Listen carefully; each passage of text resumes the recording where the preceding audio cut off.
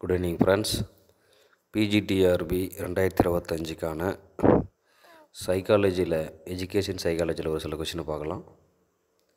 First question, Maria Montessori 1907ஆம் ஆண்டு ஜனவரி 6இல் குழந்தைகள் இல்லம் என்ற முதல் பள்ளியை துவங்கினார்.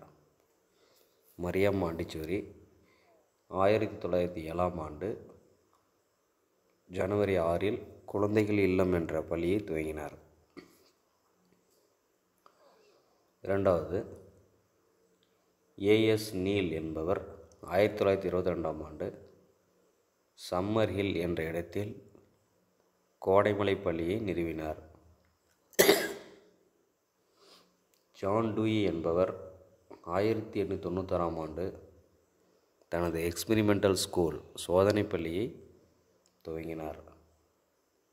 4, புரோபெல் என்பவர் 1837இல் கிண்டர்கார்டன் என்ற பள்ளியை துவங்கினார். இதன் பெயர் குழந்தை பூங்கா என்று அழைக்கப்படுகிறது. புரோபெல் குழந்தை பூங்கா என்ற கிண்டர்கார்டன் பள்ளியை தொடங்கிய ஆண்டு 1837. விளையாட்டு வழி கற்றலை பிரபலப்படுத்தியவர் புரோபெல். வாருங்கள் நம் குழந்தைகளுக்காக வாழ்வோம் என்ற வாசகத்தை கல்லறை வாசகமாக கொண்டவர் புரோபெல். குழந்தை மைய கல்வியின் தந்தை ரூசோ. பர்க்டோப் பள்ளிகளை தொடங்கியவர் ஜான் பெஸ்டாலஜி. ரவீந்திரநாத் தாகூர் 1901ஆம் ஆண்டு போல்பூர் என்னும் இடத்தில் சாந்தி நிகேதன் என்ற பள்ளியை துவங்கினார். ரவீந்திரநாத் தாகூர் 1901ஆம் ஆண்டு போல்பூர் என்னும் இடத்தில் சாந்தி நிகேதன் என்ற பள்ளியை தொடங்கினார்.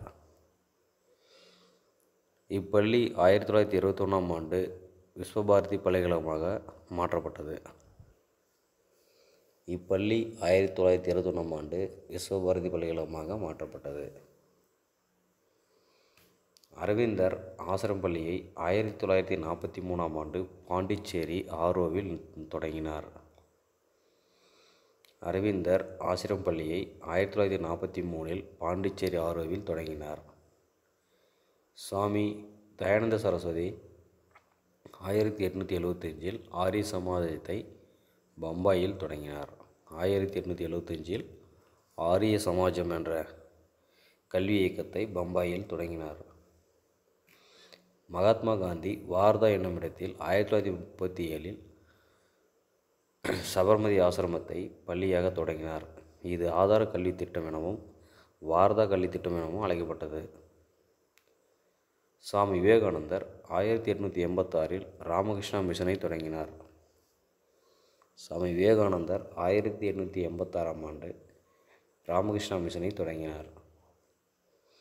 1990ஆம் ஆண்டு உலக எழுத்தறிவு தினமாக யுனெஸ்கோ அறிவித்தது. 1990ஆம் ஆண்டு உலக எழுத்தறிவு ஆண்டாக யுனெஸ்கோ அறிவித்தது. ஓகே, நன்றி.